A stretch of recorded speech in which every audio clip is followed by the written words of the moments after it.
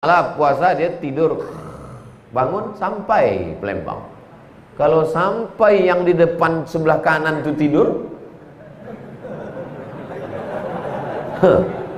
Habib Mahdi tidur tak apa-apa, Ustadz Ali tidur tak apa-apa. Kalau yang depan sebelah kanan itu tidur, bangun-bangun, buka mata, marabbuka, maka dia boleh tak puasa. Tapi karena dia kuat, saya tidak setuju dengan ini Pak Ustadz. Kenapa kau tak setuju? Karena yang boleh musafir tak puasa itu kalau naik onta. Kalau naik LC tak boleh.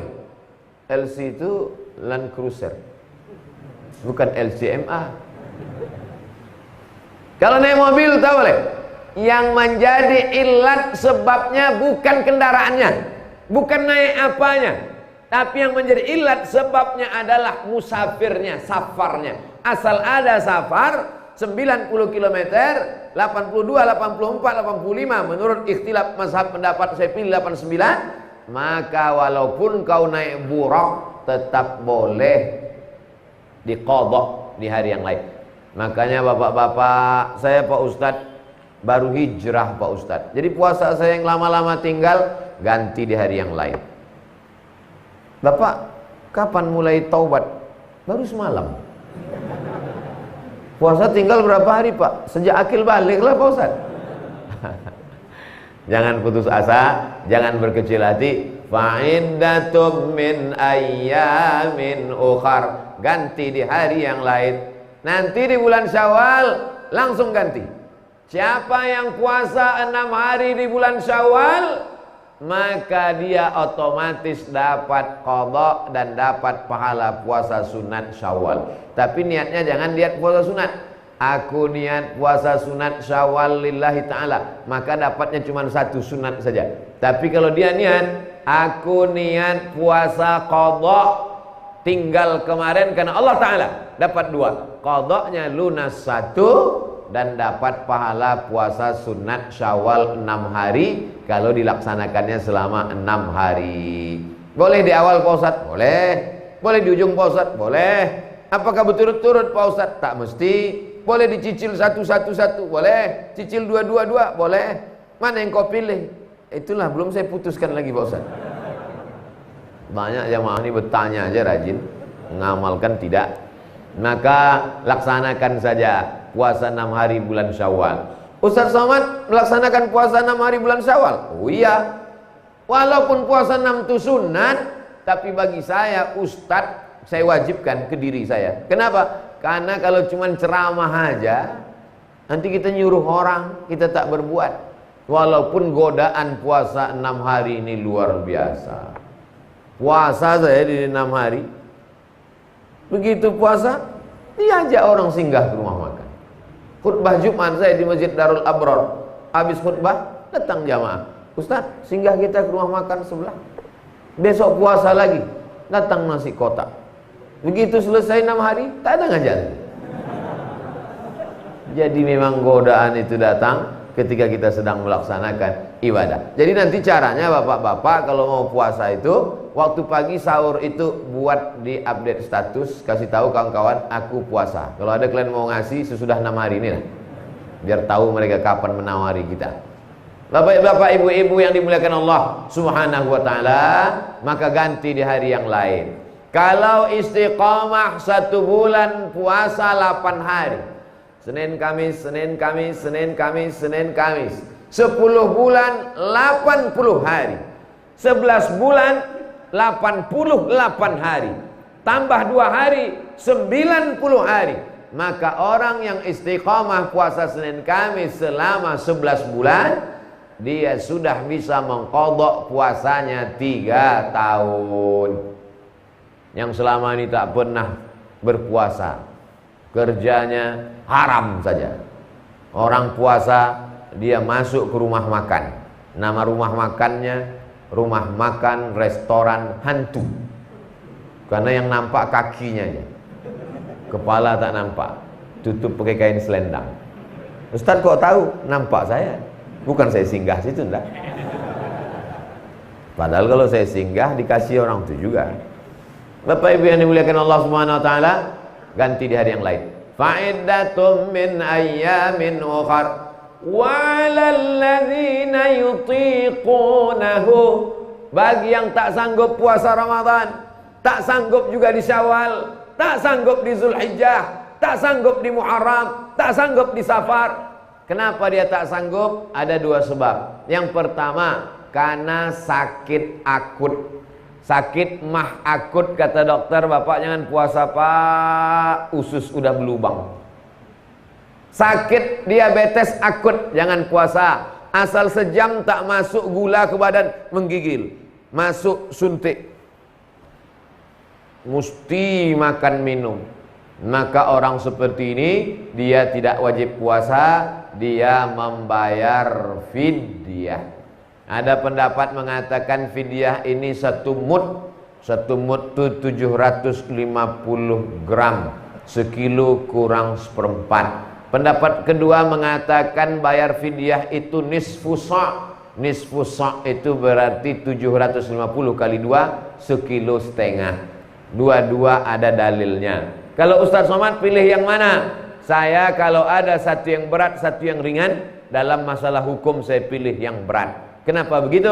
Karena dengan kita pilih yang setengah sok, 2 mud, sekilo setengah, andai berlebih, lebihnya itu terhitung sebagai sedekah. Jangan hitung-hitung sama Allah. Kenapa Pak Ustaz? Nanti Allah hitung-hitung pula sama kita. Dikasihnya napas tu setengah. Judul lagunya setengah napasku pergi, bengek asma. Yang asma jangan tersinggung, nanti makin parah. Bapak Ibu yang dimuliakan Allah SWT, siapa lagi yang tak bisa puasa? Tadi mah akut, diabetes akut. Datang bapak-bapak pakai baju seragam, ganteng, berotot, tegap, kumis melintang, berbisik ke saya, ada yang mau saya, apa namanya Pak? Tak bisa puasa. Begini tegap bapak, kenapa tak puasa? Buah pinggang udah dicabut sebelah, di rumah sakit Melaka. Cemana saya ini Pak Ustaz? Bapak jangan puasa, karena aku khawatir kalau bapak puasa, bapak qalu innalillahi wa inna ilaihi raji'un. Dokternya amanah, kata dokter tak bisa puasa, maka bayar fidyah. Tapi jangan demam-demam puyuh bayar fidyah. Demam-demam sedikit berkunang-kunang bayar fidyah, nampaknya nih mam. Abang sikit demam bayar fidyah, ku bayarkan. Nanti penyelenggaraan jenazah baru tahu. Siapa lagi yang boleh bayar fidyah? Wa 'alal ladzina yutiqunahu fidyatun ta'amu miskin. Orang tua renta yang tak sanggup. Datanglah ibu-ibu di Jakarta, profesor umur 80. Ustaz Somad, saya ini disuruh anak-anak saya makan aja mah, nanti kami bayarkan fidyah, tapi hati kecil saya merasa berdosa. Bu, kalau ibu merasa bersalah padahal perbuatan itu tak salah, berarti itu kerja setan. Setan kerjanya dua. Ini saya jelaskan, namanya SOS, standar operasional setan. Merasa beramal soleh padahal tidak amal soleh, kerja setan.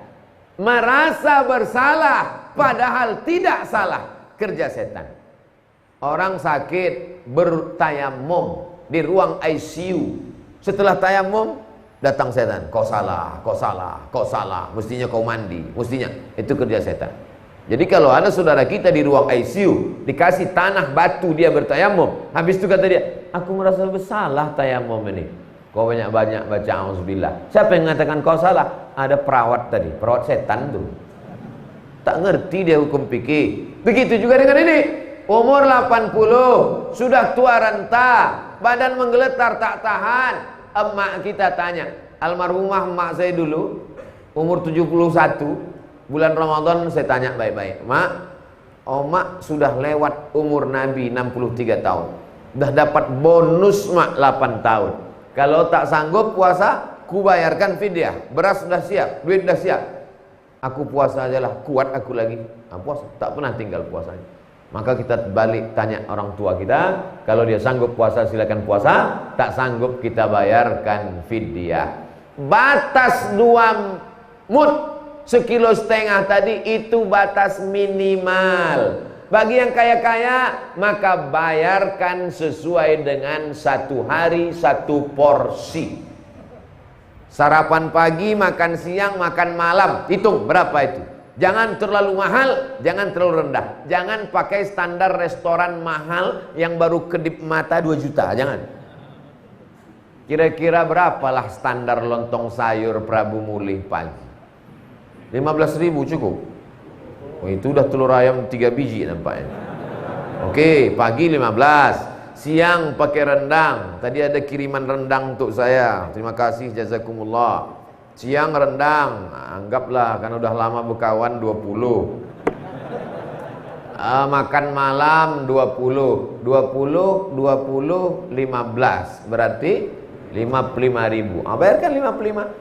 Mak berapa hari tak sanggup puasa? 10 hari nak, 550. Berapa hari tak sanggup puasa? Sebulan nak, 1.650. 1.650 berkira-kira sama Allah Subhanahu wa taala. Hidup lagi mak kita tuh. Kalau mati dia, bisa kau bayar umurnya 1.650? Nih, bagi yang tak sanggup puasa. Siapa bilang agama Islam ini berat?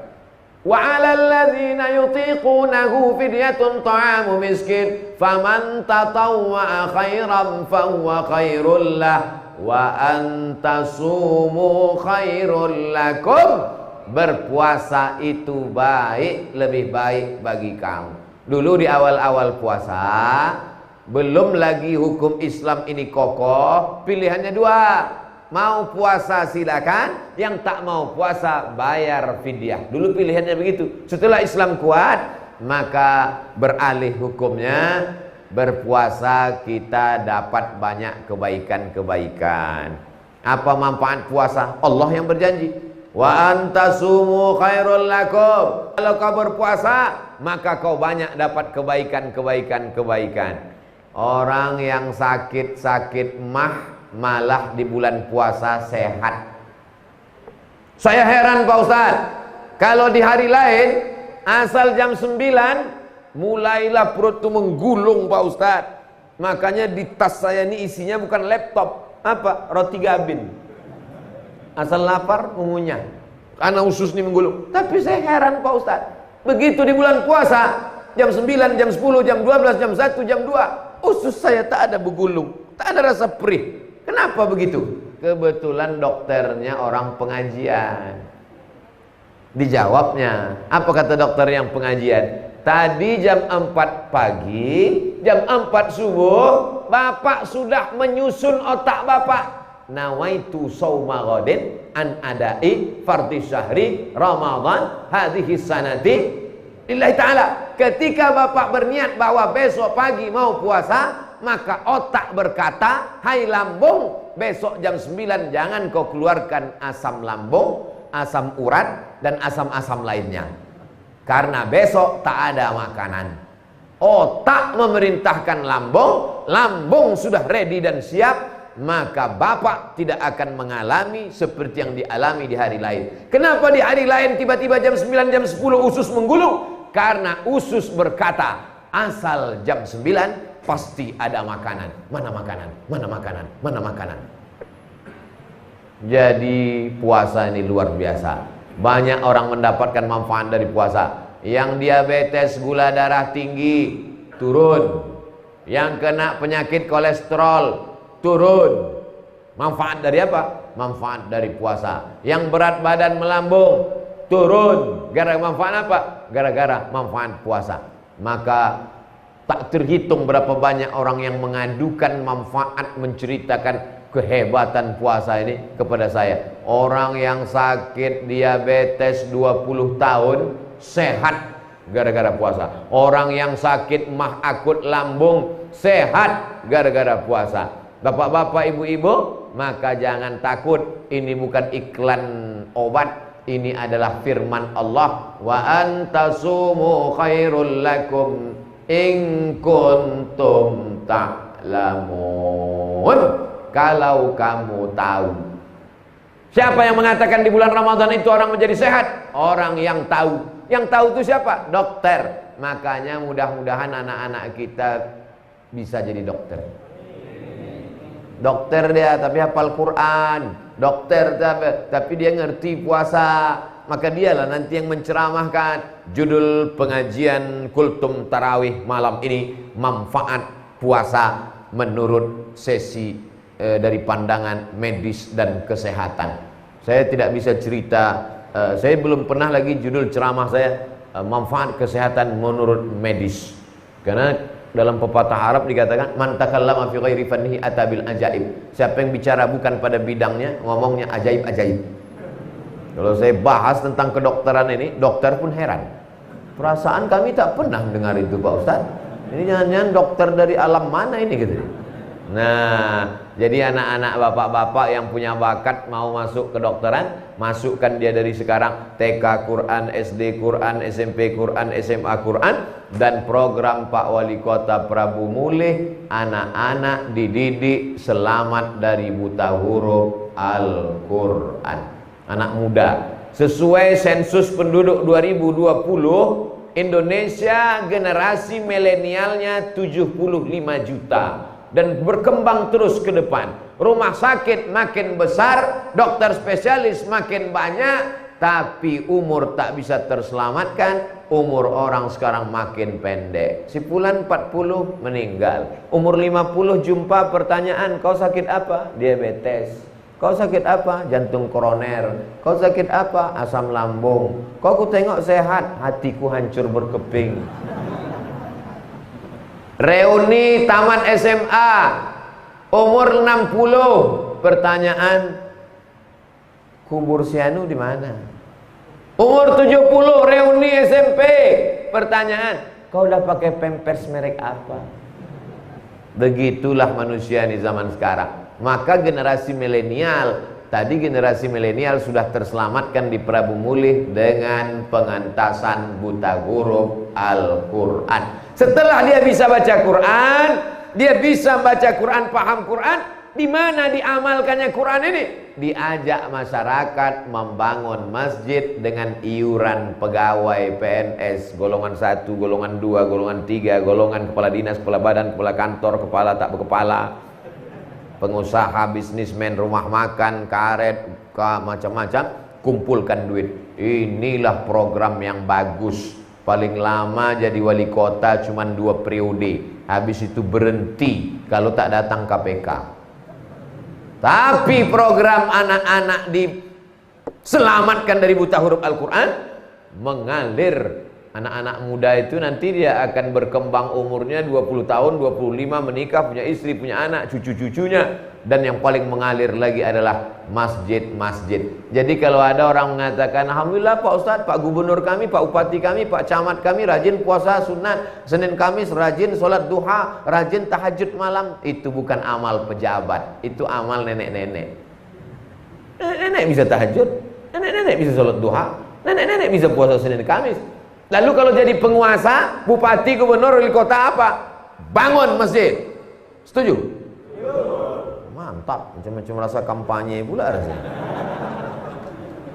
Bapak Ibu yang dimuliakan Allah Subhanahu wa taala. Itu saya sampaikan, video ini ditonton orang tidak hanya di Sumatera Selatan, di mana-mana akan melihatnya, dari Sabang sampai Papua.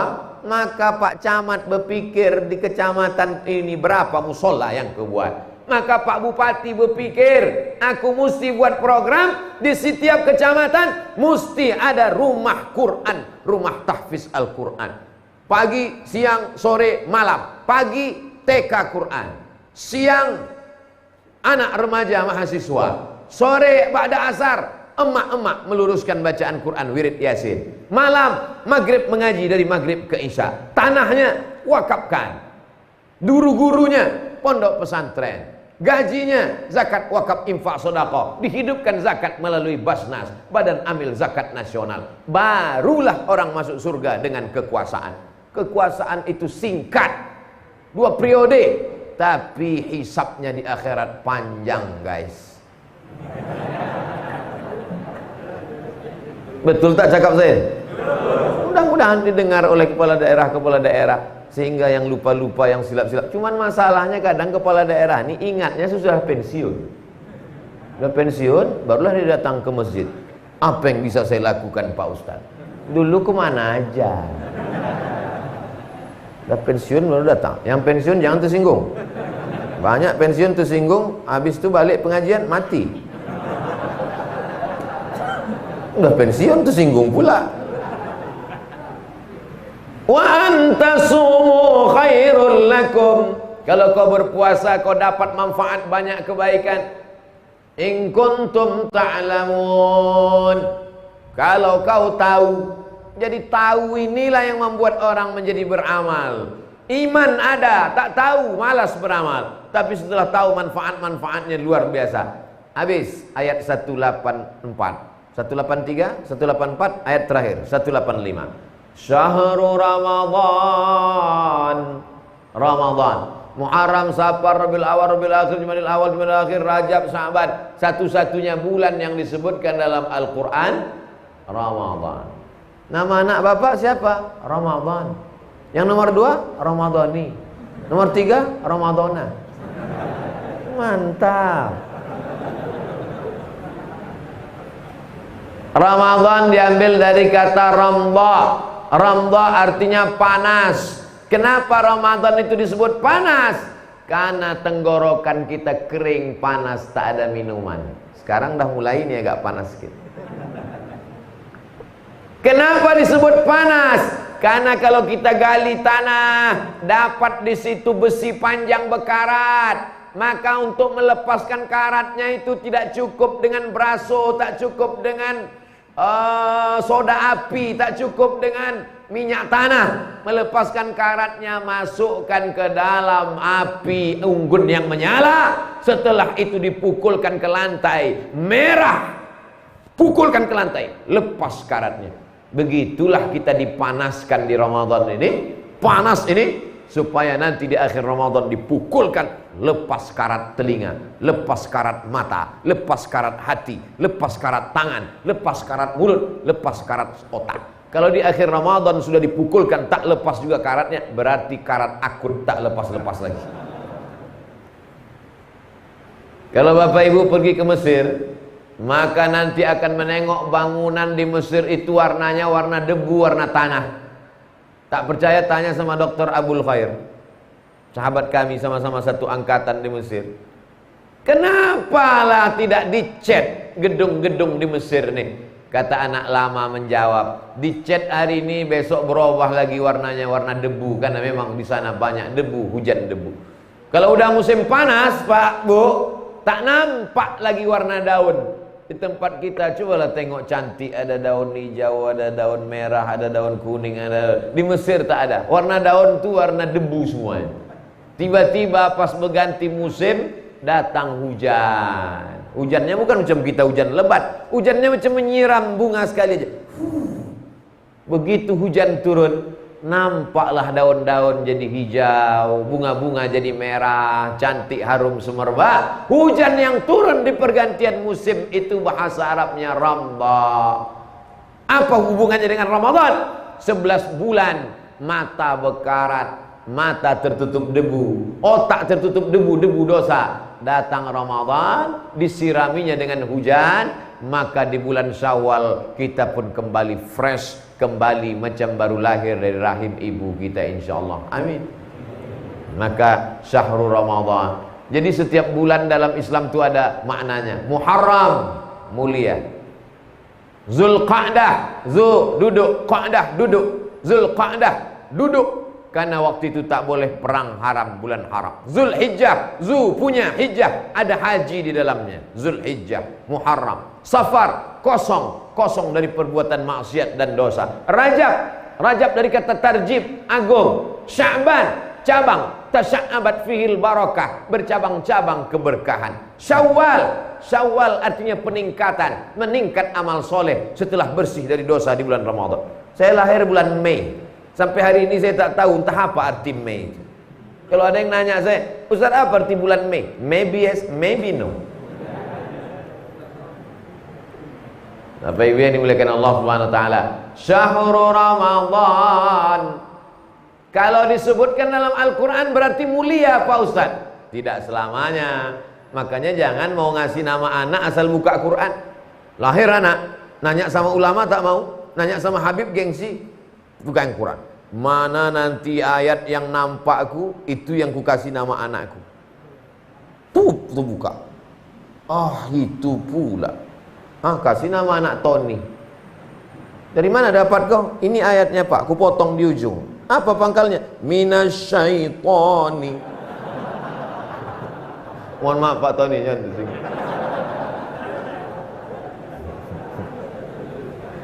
Jadi tidak semua yang di Quran tuh disebutkan karena baiknya.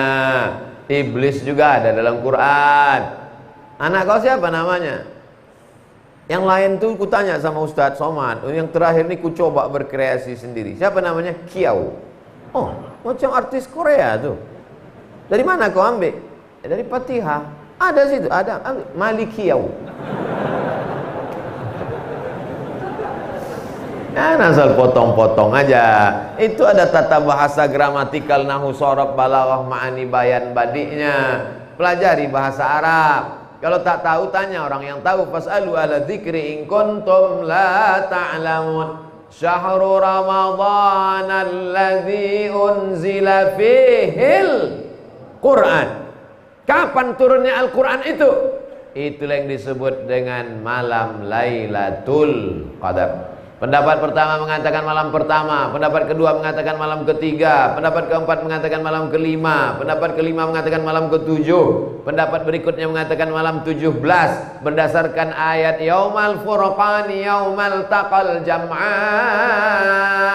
Bertemunya dua pasukan perang waktu itu hari Jumat pada tahun kedua Hijrah 17 Ramadan perang Badar. Sampai mengatakan ada yang malam 29, ada yang mengatakan malam 27, ada yang mengatakan malam terakhir. Tak diketahui entah malam yang keberapa secara pasti Quran itu diturunkan. Mengapa tidak diketahui? Supaya kita mencari Lailatul. Bisa Bapak Ibu bayangkan kalau malam Lailatul Qadar itu sudah ditetapkan. Malam Lailatul Qadar malam 27. Tak ada lagi orang berpuasa tahun ini. Kau puasa? Enggak, aku udah dapat Lailatul Qadar kemarin. 80 tahun udah dapat bonus gitu. Jadi sengaja dirahasiakan Allah malam Lailatul Qadar. Tidak ada yang tahu siapa yang dapat haji mabrur. Siapa yang tahu dapat haji mabrur? Aku baru balik nengok kawanku balik dari Makkah haji Pak Ustaz. Nampaknya mabrur. Kenapa gitu? Ku tengok mukanya putih bersih. Apa tak putih tidur makan di hotel? Tak pernah ke masjid? Tak bisa kita menilai orang dari fisik. Yang satu tuh balik ke Prabu Muli hitam, jalan kaki ke masjid tiap hari. Untuk membela muka saya hitam kurus. Syahrul Ramadhan alladzi unzila fihil Qur'an. Bulan Ramadan, bulan diturunkannya Al-Quran. Ulang tahun Al-Quran di bulan Ramadan. Maka di bulan Ramadanlah Al-Quran dibaca banyak-banyak. Ustaz Somad, mana yang paling bagus Pak Ustaz? Baca Quran, baca tafsirnya, baca ayatnya, baca asbabun nuzulnya, atau banyak-banyak khatam? Kalau di bulan Ramadan yang paling bagus banyak-banyak khatam. Kanal Imamul Bukhari yukhtimul Qur'ana sittina khatamah. Imam Bukhari menghatamkan Quran sebulan Ramadan 60 kali khatam. Yang paling bagus baca Quran dalam solat. Baca Quran dalam solat. Solat tarawih. Imamnya Ubay bin Ka'ab. Satu malam satu juz. Yang bisa hafal Quran majukan qari, penghafal Quran hafiz. Yang tak sanggup, belikan Quran besar, pakai meja, pakai papan di depan. Ini imam di meja besar. Imamnya muda supaya nampaknya jelas. Jangan disiksa imam tua. Oleh leher matanya nih nggak tak nampak. Ya ayyuhalladzina. Datang makmum di belakang, kul huwa aja lah Pak. Nah, ini penting. Jadi bapak-bapak yang paling mantap hatamkan Quran dengan hafalan dalam tarawih dan tahajud. Level paling bawah tak sanggup, boleh menengok.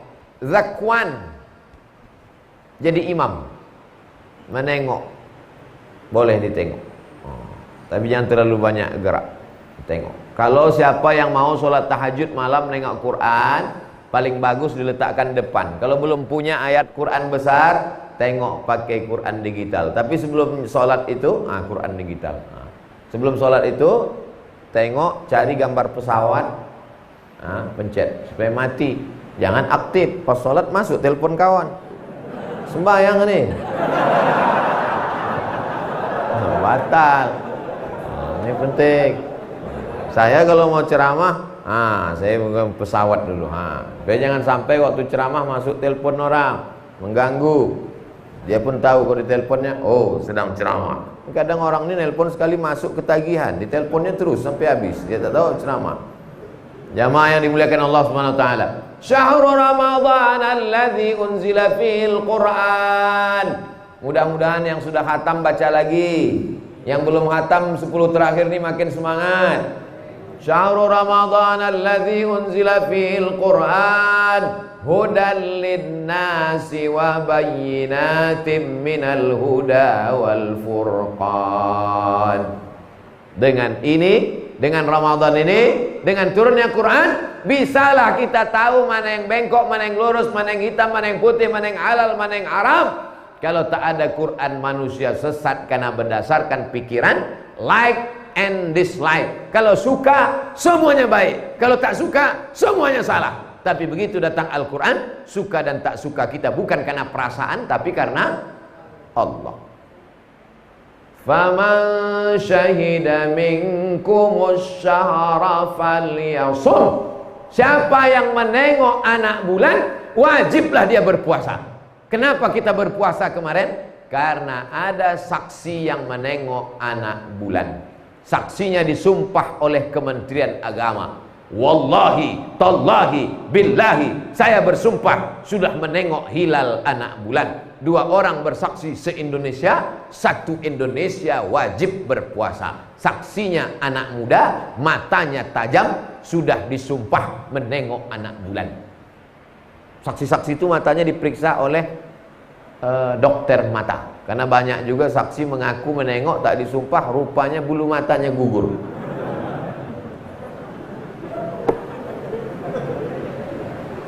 Dibelilah teropong oleh Kementerian Agama provinsi, harganya 50 juta, dipasang di gedung yang paling tinggi. Hari 29 Sya'ban, penilikan anak bulan hilal. Wow. Cuman nampak gaji 13 orang. Harga teropong 50 juta. Sejak dibeli sampai sekarang tak pernah nampak anak bulan. Asal dipasang nampak asap aja, pucuk-pucuk sawit aja. Dipasang di Palembang, apa nampak kau? Kapal selam kan?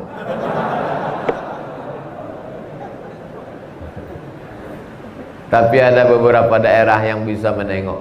Kalau di Maroko, diutuslah tim oleh Raja Maroko, namanya Raja Muhammad VI, Muhammad As-Sadis, Muhammad yang ke-6, mengutus tim ke gurun pasir. Ini Maroko, ini Mauritania. Antara Maroko dengan Mauritania ada gurun, namanya gurun Sahara. Orang Arab menyebutnya Sahara, orang kita menyebutnya Sahara. Di gurun Sahara itu tak ada yang menutup. Maka sore-sore itu nampak penampakan anak bulan, namanya hilal. Mau puasa, tengok anak bulan. Mau hari raya, tengok anak bulan, bukan tengok THR. Nanti tanggal 29 sore kembali tim menengok anak bulan. 29 Ramadan sore nampak anak bulan, maka MUI bersidang bersama Kementerian Agama. Karena sore tadi sudah nampak anak bulan, besok kita hari raya. Tak nampak anak bulan karena tertutup awan. Karena sore 29 tak nampak anak bulan, maka dengan ini puasa digenapkan menjadi 30 hari. Begitu cara penetapannya, simple dan sederhana, tanpa ada intrik-trik dan lain sebagainya. Faman syahida minkumus syahra falyasum. Siapa yang menengok anak bulan maka dia berpuasa. Faman kana minkum maridan aw ala safarin. Diulang lagi. Yang ayat tadi sebelumnya diulang lagi untuk menunjukkan bahwa Islam itu mudah. Siapa yang sakit atau musafir ganti di bulan yang lain. Yuridullahu bikumul yusra. Allah ingin memudahkan kamu, wala yuridu bikumul usra. Allah tidak mau mempersulit, menyusah-nyusahkan kamu. Walitukmilul iddata. Sempurnakanlah bilangannya 29 atau 30. Setelah disempurnakan, walitukabbirullah. Setelah nampak sempurna 29 atau 30, walitukabbirullah. Bertakbirlah mengagungkan Allah. 29 atau 30, maka malam itu bertakbir habis maghrib. Allahu Akbar, Allahu Akbar, Allahu Akbar. La ilaha illallah, wallahu akbar. Allahu akbar walillahil hamd. Allahu akbar. Menangislah jamaah. Kau kenapa menangis? Tak bisa balik. Udah sampai perbatasan suruh balik lagi. Sangka tu dengan almarhum mak ayah. Rupanya tak bisa balik. La ilaha illallah Muhammad Rasulullah. Kau tak balik kampung, kampungku sudah hilang kena banjir. Disuruh bertakbir itu untuk menghilangkan sedih. Sedih hati mengenang yang sudah meninggal. Allahu Akbar. Wah, hilang sedih-sedih. Bersedih hati karena suatu musibah. Ada yang lebih besar, Allah SWT. Jadi kalau hati kita sedih, jangan terlalu larut dalam kesedihan. Musibahmu tak ada apa-apanya. Allah Maha Besar. Walitukabbirullaha ala ma hadakum. Takbir itu dimulai dari habis maghrib, malam, tengah malam, sampai khatib naik mimbar. Naik khatib ke atas mimbar, khatib pun bertakbir. Allahu Akbar, Allahu Akbar, Allahu Akbar. Allahu Akbar, Allahu Akbar, Allahu Akbar. Allahu Akbar, Allahu Akbar, Allahu Akbar. Allahu Akbar kabira, walhamdulillahi katsira, wa subhanallahi bukratan wa asila. Sejak itu tak ada lagi takbir macam malam Idul. Pas hari raya pertama, sholatlah kami di masjid. Sholat zuhur. Habis zuhur salam, bertakbir imam. Allahu Akbar, Allah. Ditegur sama makmum, Pak Imam, takbir Idul Fitri itu asal habis khatib naik mimbar selesai. Mari kita agungkan Allah. Yang mengagungkan Allah sampai 4 hari itu Idul Adha, Pak Imam. Tanggal 10, 11, 12, 13. Habis sebelum tenggelam matahari tanggal 13. Kalau Idul Fitri, maka ini hanya sampai khatib naik mimbar. Kadang semangat beragama yang berlebihan tanpa dibarengi dengan ilmu pengetahuan menjadi suatu kelucuan yang luar biasa. Dilarang Pak Ustadz bertakbir, tak boleh keluar. Kalau dilarang takbir tak boleh ke jalan, kenapa kafe penuh? Kalau dilarang takbir tak boleh, kenapa mall dibuka? Berani kalian menerima laknat Allah nanti? Dah ku sampaikan dah. Kalau mau tutup semua. Sehingga orang bertakbir di dalam rumah, tutup semua. Maka emak-emak yang sedang mengacau dodol, Allahu Akbar, Allahu Akbar, takbir semua. Takbir bukan cuma di masjid. Ini anak-anak muda nih menodai malam takbir sambil bonceng anak gadis. Allahu Akbar, la ilaha. Larinya cuma 30, pegangan pinggangnya 120. Kau sudah menodai malam, padahal malam itu malam Idul Fitri. Id kembali, Fitri kembali kepada Fitri, Pak Ustadz. Kenapa gitu? Nama bininya Bu Fitri. Kembali kepada fitrah. kesucian kita. Sebagaimana dulu kita lahir suci, maka suci jugalah kita pada malam Idul Fitri. Walitukabbirullaha ala ma hadakum. Apa ujungnya? Nah, itulah gunanya ada program digital tadi. Walitukabbirullaha ala ma hadakum wa la'allakum. Ada yang bilang tatakun, ada yang bilang taskurun. Wala'allakum tashkurun.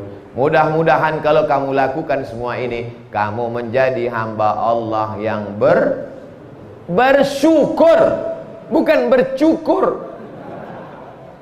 Habis bercukur semuanya gara-gara Ustadz bilang bersyukur.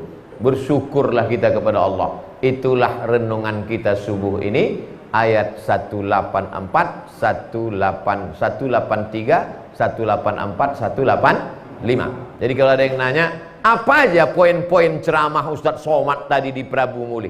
183, 184, 185. Aku bisa ceritakan, cuma nanti lebih hebat pula dari Ustadz itu nanti. Itulah yang dapat saya sampaikan pada kesempatan baik mulia. Tentu banyak cakap saya tak berkenan di hati, menyinggung perasaan saya, mohon maaf kepada para alim ulama, habaib, tokoh-tokoh masyarakat. Ala hazihin niyah wa kulli niyatin sholihah. Al-Fatihah. A'udzu billahi minasyaitonir rajim. Bismillahirrahmanirrahim. Alhamdulillahi rabbil alamin. الرحمن الرحيم مالك يوم الدين إياك نعبد وإياك نستعين اهدنا الصراط المستقيم صراط الذين أنعمت عليهم غير المغضوب عليهم ولا الضالين آمين.